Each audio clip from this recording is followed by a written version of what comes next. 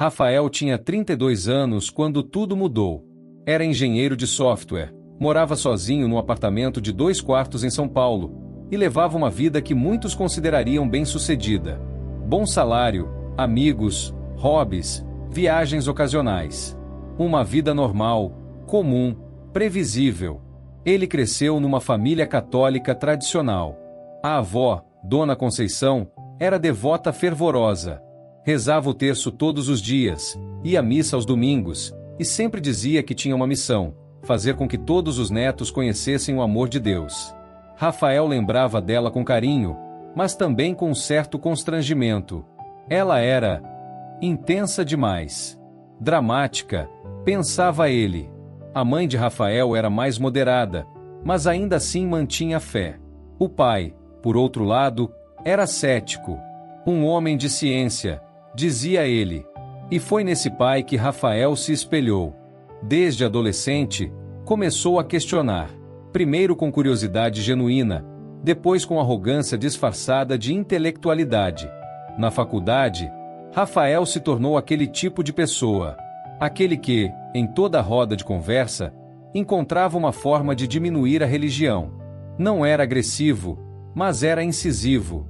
Usava argumentos filosóficos, dados científicos e uma dose generosa de sarcasmo. Religião é o ópio do povo, citava Marx. Deus é uma projeção psicológica, mencionava Freud. E sempre terminava com um sorriso condescendente. Seus amigos se dividiam. Alguns concordavam e riam junto. Outros se incomodavam, mas não confrontavam. Afinal, Rafael era inteligente, articulado, e tinha uma forma de fazer qualquer um se sentir ingênuo por acreditar. Mas havia momentos breves, quase imperceptíveis, em que algo incomodava. Como aquela vez em que um colega de trabalho, recém-convertido, falou com brilho nos olhos sobre como a fé tinha salvado seu casamento. Rafael fez uma piada. O colega sorriu, constrangido, e mudou de assunto. Naquele dia, ao voltar para casa, Rafael sentiu um desconforto estranho, mas ignorou. Ou aquela noite em que a avó faleceu. No velório, ele viu a paz no rosto dela. Viu como as pessoas falavam com carinho, com respeito, com gratidão. Uma senhora idosa se aproximou dele e disse: "Sua avó sempre orava por você. Dizia que o Senhor ainda ia tocar seu coração." Rafael agradeceu educadamente, mas por dentro pensou: coitada, perdeu tempo. Ele não era uma má pessoa. Ajudava quando podia. Era gentil com a maioria. Trabalhava honestamente. Mas havia uma arrogância silenciosa. Um orgulho interior que dizia: eu sei mais. Eu enxergo além. Eu não preciso dessas muletas. E a vida seguia. Até aquela noite. Era uma terça-feira comum. Rafael tinha trabalhado o dia inteiro, jantado algo rápido, assistido uma série no streaming e ido dormir por volta das 11 da noite. Nada de diferente. Nada de estranho. Ele dormiu normalmente por algumas horas. Sem sonhos. Sem pesadelos. Mas, de repente, acordou. Não foi um acordar suave, gradual. Foi abrupto. Como se algo tivesse sacudido. Mas não houve nada. Nenhum barulho. Nenhum toque. Apenas um despertar. Rafael abriu os olhos no escuro. O quarto estava silencioso. A cortina deixava entrar um fio fino de luz laranja do poste da rua. Tudo absolutamente normal. Mas ele sentiu. O coração começou a acelerar. Rápido. Forte. Tão forte que podia ouvir as batidas nos ouvidos. Ele respirou fundo, tentando se acalmar. Deve ser ansiedade, pensou. Ou algo que comi. Mas o coração continuava disparado. Então veio o medo. Não o medo de algo específico. Não medo de um ladrão, de um acidente, de uma doença. Era um medo existencial. Um medo profundo, visceral, que parecia vir de dentro. Como se algo invisível estivesse no quarto com ele. Como se algo estivesse observando. Rafael sentou-se na cama, procurando por alguma explicação lógica. Olhou ao redor. Tudo no lugar. A porta fechada. A janela trancada. O relógio digital do micro-ondas brilhava na cozinha ao longe. Tudo exatamente como deveria estar. Mas o medo não passava. Ele pegou o celular na mesinha de cabeceira. 3h12 da madrugada. Desbloqueou a tela, sem saber exatamente o que procurar. Notificações vazias. Mensagens antigas. Nada de urgente. Nada que justificasse aquela sensação.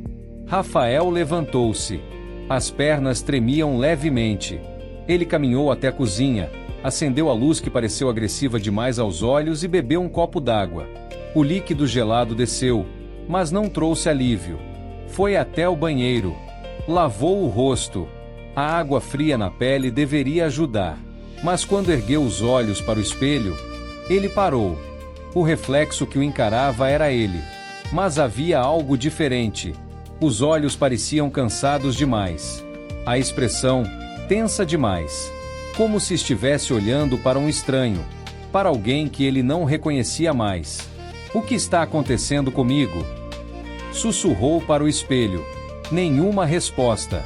Apenas o som do próprio reflexo, igualmente perdido. Ele voltou para a sala. Ligou a televisão. Um filme qualquer passava na madrugada. Ação, explosões, diálogos rápidos.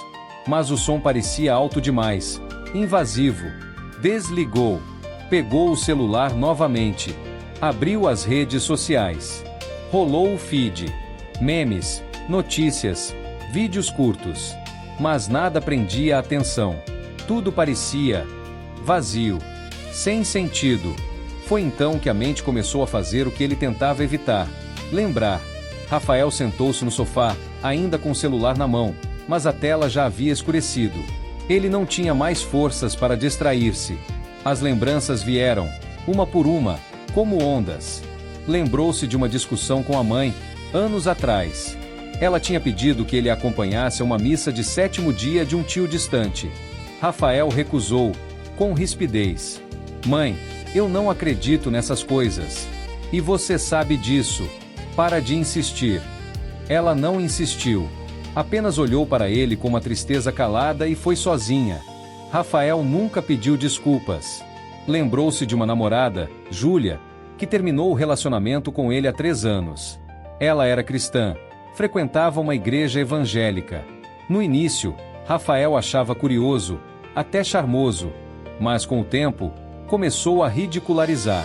Fazia piadas sobre os cultos, imitava os pastores, questionava tudo o que ela dizia. Júlia aguentou por meses, tentando dialogar, tentando pedir respeito. Até que um dia, ela disse: Rafael, eu te amo. Mas você não respeita o que eu sou. E isso me machuca. Eles terminaram. Rafael disse para os amigos que ela era fanática demais. Mas no fundo, sabia que tinha sido cruel. Lembrou-se de um episódio na empresa. Um estagiário, garoto novo, havia compartilhado timidamente que estava fazendo um jejum.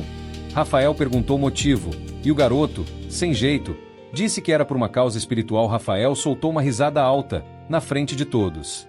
Jejum espiritual? Sério? Cara, isso não funciona. É só fome. O estagiário riu junto, mas era uma risada sem graça, humilhada. Ele nunca mais falou sobre fé na frente de Rafael. Lembrou-se de pequenos momentos. De vezes em que alguém mencionava Deus e ele revirava os olhos. De conversas em que ele interrompia orações antes de refeições com comentários irônicos. De situações em que ele sentia uma pontada de culpa, uma voz interior dizendo talvez você esteja errado, mas que ele sufocava com lógica e orgulho. E lembrou-se da avó, Dona Conceição, a mulher que o criou em parte, que o abraçava com força, que cheirava lavanda e a terço. Ela costumava dizer: Rafa, meu neto, um dia você vai entender. Deus tem um plano para você. Pode demorar, mas ele vai tocar seu coração. E quando isso acontecer, você vai lembrar das minhas palavras. Rafael sempre sorria e mudava de assunto. Achava que ela estava presa a um pensamento antigo, ultrapassado. Mas naquela madrugada, sentado no sofá, no silêncio opressor do apartamento, ele percebeu algo. Todas aquelas memórias tinham um peso. Um peso que ele nunca tinha admitido. Não era arrependimento ainda. Era reconhecimento. O reconhecimento de que, talvez, ele não fosse tão iluminado quanto achava. De que, talvez, sua arrogância tinha machucado pessoas. De que, talvez, havia algo que ele estava evitando enfrentar. E foi nesse momento que o medo mudou de forma. Não era mais medo do desconhecido. Era medo de si mesmo. Medo do que ele tinha se tornado. Medo de estar sozinho não apenas num apartamento vazio, mas numa existência vazia. Ele sentiu os olhos arderem. Havia quanto tempo não chorava? Anos. Muitos anos. Desde a morte da avó, talvez. Ou até antes disso. Mas as lágrimas começaram a vir. Devagar. Silenciosas. Pesadas. Rafael se levantou do sofá e caminhou até o quarto. Mas não conseguia deitar. Sentou-se na beira da cama, os cotovelos apoiados nos joelhos, as mãos no rosto. O silêncio do apartamento era estranho. Não era um silêncio vazio, como costumava ser. Era um silêncio cheio, como se houvesse algo, ou alguém, presente. Ele não era supersticioso. Nunca acreditou em fantasmas, demônios, anjos. Tudo isso sempre lhe pareceu folclore. Mas naquele momento, havia algo inegável no ar. Algo que não podia ser explicado por química cerebral ou cansaço. Era uma presença. E, estranhamente, não era ameaçadora. Era confrontadora. Como se alguém estivesse esperando. Esperando que ele parasse de fugir. Rafael respirou fundo. E então, pela primeira vez em muito tempo, ele fez algo que jurou nunca fazer novamente. Ele tentou orar. Não sabia como. Não lembrava das orações decoradas da infância. Não tinha script. Apenas palavras soltas, desajeitadas. Eu não sei se o Senhor existe. Eu sempre achei que tudo isso era invenção.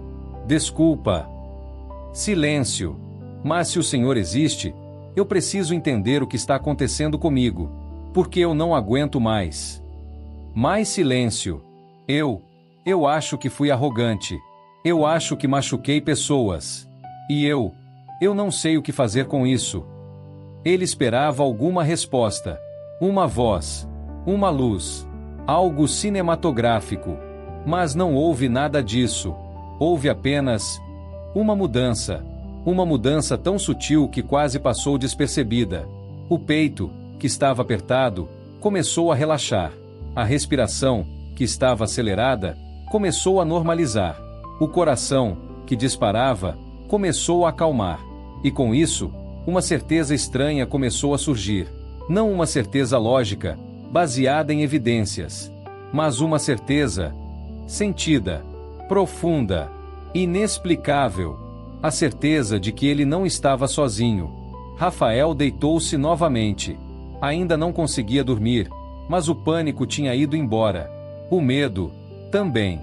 O que restou foi algo diferente, um vazio consciente. Um espaço que ele percebia, pela primeira vez, que existia dentro dele. E nesse espaço, havia algo que nunca esteve lá antes. Humildade. Humildade de admitir que não tinha todas as respostas. Humildade de reconhecer que talvez houvesse algo maior. Humildade de aceitar que, talvez, ele estivesse errado. Os olhos começaram a pesar. O sono, finalmente, chegou. Mas antes de adormecer completamente, Rafael ouviu, ou sentiu, ou imaginou. Nunca soube ao certo uma frase ecoando dentro dele. Eu sempre estive aqui. E então, dormiu. Quando Rafael acordou na manhã seguinte, o sol já invadia o quarto. Ele olhou o relógio. 10h23. Tinha dormido quase 7 horas. Algo raro para quem tinha acordado em pânico às 3 da madrugada. Ele se levantou devagar, ainda processando a noite anterior. Parte dele queria racionalizar. Foi só cansaço. Estresse acumulado. A mente prega peças. Mas outra parte, uma parte que ele não conhecia bem, sussurrava. Foi real. Rafael preparou café, sentou-se à mesa da cozinha e pegou o celular. Mas antes de abrir as redes sociais, ele parou e fez algo inusitado. Abriu o navegador e digitou: como começar a orar. Páginas e páginas apareceram. Vídeos, artigos, depoimentos. Ele clicou em um artigo simples, de uma igreja católica. O texto dizia: orar não é recitar fórmulas. É conversar. Deus não precisa de palavras bonitas. Ele quer sinceridade. Rafael leu aquilo e algo clicou. Ele tinha tentado. Na madrugada, ele tinha sido sincero. E algo mudou. Nos dias seguintes, ele começou a observar mudanças pequenas, mas significativas. Parou de fazer piadas sobre religião. Quando alguém mencionava fé, ele apenas ouvia, sem ironia, sem julgamento. Começou a reparar em coisas que antes ignorava. Um colega de trabalho que rezava antes do almoço. Uma senhora no elevador que carregava uma Bíblia. Um amigo que, discretamente, fazia o sinal da cruz ao passar por uma igreja. Rafael, que antes acharia tudo isso ridículo, agora sentia respeito e curiosidade. Ele ligou para a mãe. Perguntou se podia visitá-la no fim de semana. Ela, surpresa, disse que sim. Quando chegou, ele fez algo que nunca fez. Pediu desculpas. Pela rispidez. Pela falta de respeito. Pela arrogância. A mãe chorou. E o abraçou. E disse: sua avó sempre soube que esse dia chegaria. Rafael também procurou Júlia nas redes sociais. Mandou uma mensagem simples: oi, sei que faz tempo. Só queria dizer que você tinha razão. Eu não te respeitei. E sinto muito por isso. Ela respondeu 2 dias depois: obrigada por isso, Rafael. Significa muito.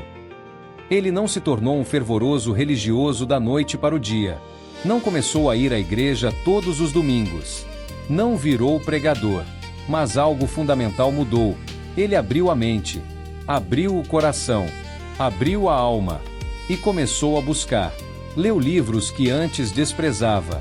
Assistiu vídeos de testemunhos.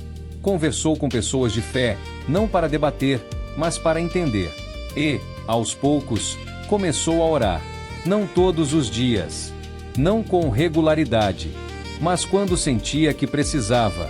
Quando sentia que havia algo maior ouvindo. E nunca mais sentiu aquele medo. Mas também nunca esqueceu. 2 anos depois daquela madrugada, Rafael estava diferente. Não radicalmente. Ele ainda era engenheiro. Ainda morava sozinho. Ainda tinha dúvidas sobre muitas coisas. Mas havia algo nele que mudou. A arrogância deu lugar à humildade. O sarcasmo deu lugar ao respeito. O vazio deu lugar à busca.